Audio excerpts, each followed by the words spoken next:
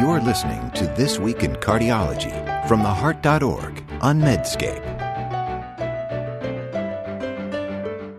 You can now access the latest in medical news on your Amazon Alexa-enabled device. Join me, Perry Wilson, every weekday morning for Medscape Medical Minute, where I highlight the top medical stories of the day. To add Medscape Medical Minute to your flash briefing, search for Medscape Medical Minute on Amazon and click Enable. Or open the Amazon Alexa app, go to Skills, search for Medscape Medical Minute, and click Enable. Then say, Alexa, what's the news? Or, Alexa, what's my flash briefing? I hope you'll join us. Hi everyone, this is John Mandrola from theheart.org Medscape Cardiology, and this is This Week in Cardiology for June 12th, 2020. This week, COVID, justice, and the ISCHEMIA trial. First, a brief COVID update. In the United States, the rate of growth of cases last week was 1.10x, and this is just slightly increased over the week before. U.S. deaths last week were 109,000, and this week they were 115,000, and the rate of rise of 1.05x is about stable. The notable thing in the U.S. right now are areas of emerging increases in cases. Oregon, Arizona, Texas have seen significant rises. Medscape has nice coverage of this. Given the massive public protest, we definitely are on the cusp of a major public health experiment. The next 2 to 4 weeks will teach us a lot about viral transmission. As I said last week, this is a cardiology podcast, and I will discuss cardiology, but a couple of notes on the topic of racism. Medscape Medical News has coverage of the fact that the AHA, ACC, and the Association of Black Cardiologists have gotten together and issued an urgent letter denouncing racial violence. Dr. Athena Pappas, the president of ACC, made clear that this isn't just a letter, but an ongoing effort to make change.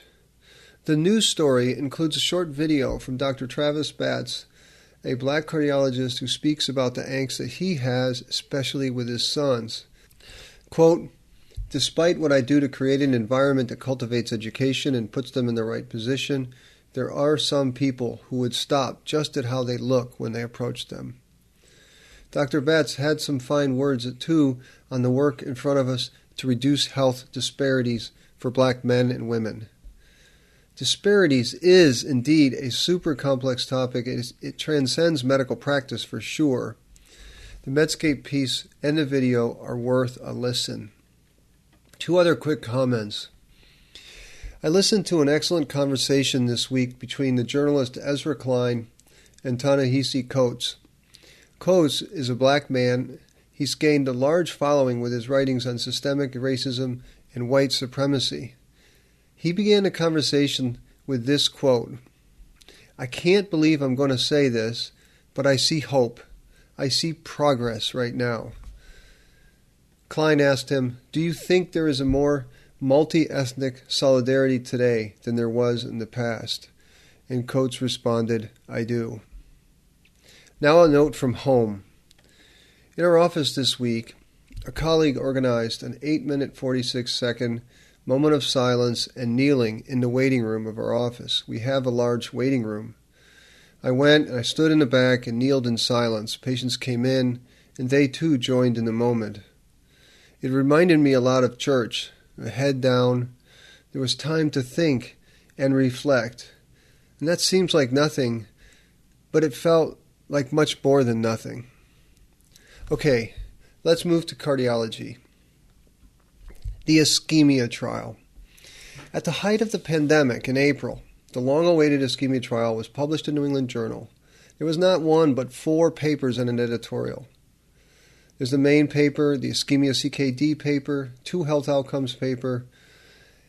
By the way, the supplement to the main paper was 124 pages. Let's do this review in a few minutes. First, the landscape. The ISCHEMIA trial was conducted to resolve equipoise regarding 1, the utility of invasive coronary angiography, and 2, the efficacy of an early revascularization versus medical therapy alone in patients with suspected stable angina and high-risk findings on stress imaging. The rationale for doing yet another outcomes trial, recall that no trial for stable ischemic heart disease has found that adding PCI to guideline-directed medical therapy reduces outcomes. The rationale was twofold. First, the previous trials in patients with stable ischemic heart disease randomized patients after the coronary angiography. And this may have led to selection bias where high-risk patients were excluded from enrollment. The second rationale was that contemporary medical management has improved significantly, especially since bypass surgery trials. We now have high-potency statins and ARBs and antiplatelet drugs that have made medical management much better currently. The main inclusion criteria to get into ischemia was that you had to have moderate degrees of ischemia, defined by greater than 10% on nuclear perfusion or more than 3 out of 16 segments on stress echo. Now I want to pause there and think. These patients all had very positive stress tests. Now I say pause because maybe your place is different than mine, but in my zip code, very few patients with positive stress tests do not end up with a Band-Aid on their wrist. Two unique features of ischemia. Ischemia randomized patients before angiography. Now this allowed for a comparison of two strategies. The early invasive strategy, angiography with or without revascularization plus medical therapy, versus an early conservative medical therapy. Positive stress tests put patients on meds. This strategy of doing randomization before angiography also helped prevent selection of low-risk patients. And another unique design feature was the use of blinded CCTA. Again, before randomization. And of course, this had two effects. You could exclude patients without obstructive disease, and that was good because it enriched the trial population with patients who had only disease. And two, you could exclude patients with left main disease and ensuring the safety for referral of patients before the anatomy was known. Okay, now the results. The primary endpoint was a composite of CV death, non-fatal MI, hospitalization for unstable angina, hospitalization for heart failure, or resuscitated cardiac arrest. The follow-up was 5 years. A key secondary endpoint was death or non-fatal MI. About 2,500 patients in each arm, median age 64, 77% were men. Nearly 80% of the patients who had CCTA had multi-vessel disease, including 45% of these patients with greater than 3-vessel disease.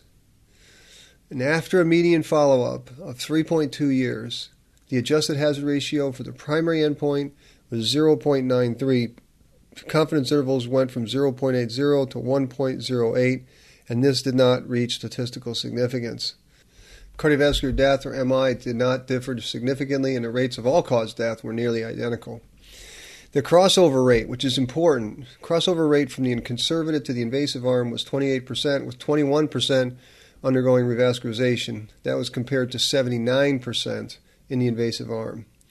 This is important because the same outcome was achieved in the conservative arm despite the fact that a large number of patients did not get revascularizations. The New England also published the results of ischemia CKD. This was a little under 800 patients with advanced kidney disease, median GFR 22, and half of the patients on dialysis. The initial invasive strategy, again, did not significantly reduce death or non-fatal MI compared to a conservative approach. The primary endpoint of death or MI in this trial was nearly identical in both arms. And despite serious efforts to minimize harm from angiography, the invasive strategy was associated with a 50% increase in death or initiation of dialysis, and get this, nearly a 4-fold higher incidence of stroke than the conservative strategy. Okay, now a couple notes on key subgroups of ischemia. Importantly, there was no heterogeneity of treatment effect based on any baseline characteristic. For example, patients with triple vessel disease had more than double the rate of primary outcome events compared with patients with single vessel disease, but there was no statistically significant difference in the treatment outcomes between the two arms. Same thing in the ischemia CKD trial. compared to the main ischemia trial, patients in the conservative strategy arm in the CKD trial were nearly 7-fold more likely to die, 27% versus 4%, and nearly twice as likely to experience an MI, 15.9 versus 8, over the 3-year follow-up, and again, no difference. Now keep in mind that in addition to advanced chronic kidney disease, patients in the ischemia CKD trial also had significantly higher rates of diabetes, peripheral vascular disease, and stroke. And yet the notion that sicker patients would do better with unclogged pipes was not proven. Now to the ischemia angina paper. My friends, there were a lot of words and numbers in these two manuscripts, but I'm going to make it simple. I'm going to make it simple even though my friend Ajay gets mad if I oversimplify things. I'm going to do it anyways. First, go get a laser pointer and go to figure 1 of the paper. Angina was assessed with different questionnaire scales. Both groups, invasive and conservative, improved immediately. But I dare you to try and find any significant space between these curves. There is barely any. The mean SAQ summary scores for the invasive versus the conservative strategy at 3 years was 88.6 versus 86.3. The author's conclusions focus on the observation that significant improvement in angina and quality of life with the invasive strategy in patients who had daily to weekly angina. But the problem is that this group comprised only 21% of the cohort.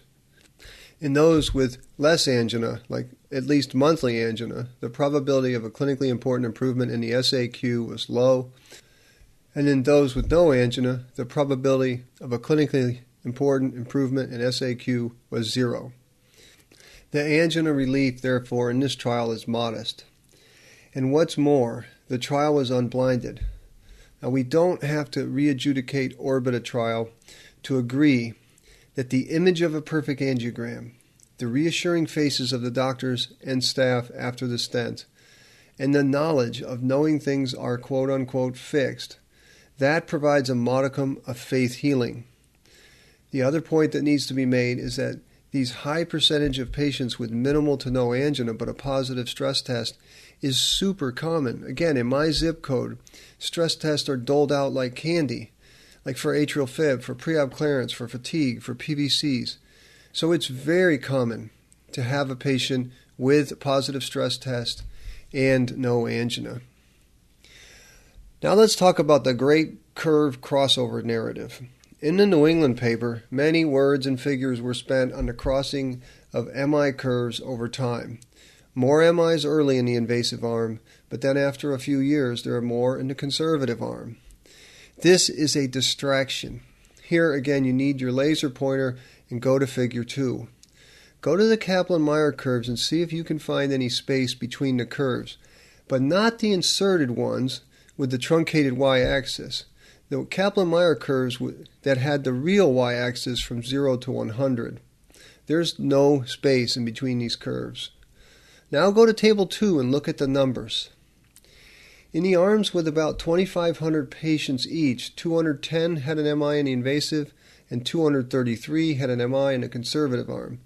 Do you really think a delta of 23 MIs in a trial of more than 5,000 patients is significant, given the nearly identical death rates seen in these patients with seriously positive stress tests? I don't think so. Finally, go to table S12. Yeah, that's right, S12. If you use a different definition of MI, and please don't get me started on MI definitions, you get a 2.7% higher rate of MIs in the invasive arm over time. Now, the trialists have asked the National Institutes of Health for more money for longer follow-up. I guess you might think that is reasonable, but the NIH might look at this data and the past data, including 10-year results of COURAGE, which upheld the main findings of no improvement with PCI, and say we have better things to spend our dollars on. All right, next topic with ischemia, the CCTA issue. Now, you have to wear two hats when you're talking about CCTA. First, the pragmatic clinician hat. The blinded CCTA before randomization was mandated by the trial protocol to ensure patients with non-obstructive coronary disease were not enrolled. That was about 14%. and also to embrace safety by excluding patients with left main, and that was about 5%. Now, this was a brilliant choice for the internal validity of the trial because it enriched the trial with patients with coronary artery disease. But as it often does, when you make internal validity better, it makes for a tougher external validity or generalizability. CCTA is not currently considered standard of care prior to choice of treatment for patients with stable ischemic heart disease, but some have argued that now it should be standard of care in all patients with angina and moderate to severe ischemia. Now, wearing my pragmatic clinician's hat, I have become convinced that this is reasonable because, although left main disease is uncommon, the possibility of missing a serious lesion looms large. And of course, medicine is practiced on the tails of the bell curve. Now to my scientist brain to interpret the CCTA. Here I would argue that because ischemia was not designed to address CCTA versus no CCTA, and nearly 1 in 4 enrolled patients did not have a CCTA, we really should have additional trials to confirm or refute the necessity of defining the coronary anatomy following stress testing prior to implementation of either of the invasive or conservative strategies. My scientific brain is also not completely convinced that in 2020, a patient with stable, not unstable, but stable symptoms who has left main disease necessarily would do better with revascularization. And I know that sounds crazy, but think about it. No clinical trial has ever directly compared medical therapy to revascularization for left main disease. The current recommendation for bypass surgery or PCA stems from post hoc analyses of CABG versus medical therapies that were done in the 1970s, before the era of OMT, before the internet. The total number of patients with left main disease from the VA Cooperative Surgery Study and the European Cooperative Study combined is only 149. Okay, the conclusions of ischemia. Ischemia reinforces the recommendation endorsed by the guidelines issued in 2012 that revascularization should only be considered for limiting angina with severe or extensive myocardial ischemia, hemodynamically significant stenosis, and insufficient response to guideline-directed medical therapy. I personally find the angina relieving results in ischemia quite modest. Thus, patients with stable coronary artery disease without high-risk features should be started on an initial strategy of therapeutic lifestyle interventions aimed at risk factor control plus guideline-directed medical therapy. Next step, we ought to tell our patients there is no penalty for waiting. In fact, there's benefit from waiting because the majority will not require revascularization over a 5 to 7 year follow-up. Revascularization can be reserved for a later time in the minority of patients whose symptoms or quality of life are either refractory or unacceptable on medical therapy, and there's little risk of an unfavorable event. For patients with advanced chronic kidney disease, we should counsel strongly for the conservative approach. And finally, I will close with a note on the notion of shared decisions. The older I get, the more pessimistic I become on shared decision-making that's done without decision support. Patients are scared. Patients with heart disease are scared. They look to us for help. Unless we, the clinicians, can truly embrace the results of ischemia and all the other precursor trials, I don't see many patients choosing the conservative strategy. This may take a generation. My idea of shared decisions would be to have Dan Matlock's team design a decision tool that a patient with stable ischemic heart disease could view in a room alone after a few weeks of taking medical therapy. That scenario, that may lead to unbiased medical decisions. So that's it for this week in cardiology. As always, I'm grateful that you listened. Thank you. And remember, if you like this podcast, it really means a lot to write us a review, give us a rating, or tell a friend so that others can find us. Until next week, this is John Mandrola from the Heart.org Medscape Cardiology. You're listening to This Week in Cardiology from the Heart.org on Medscape.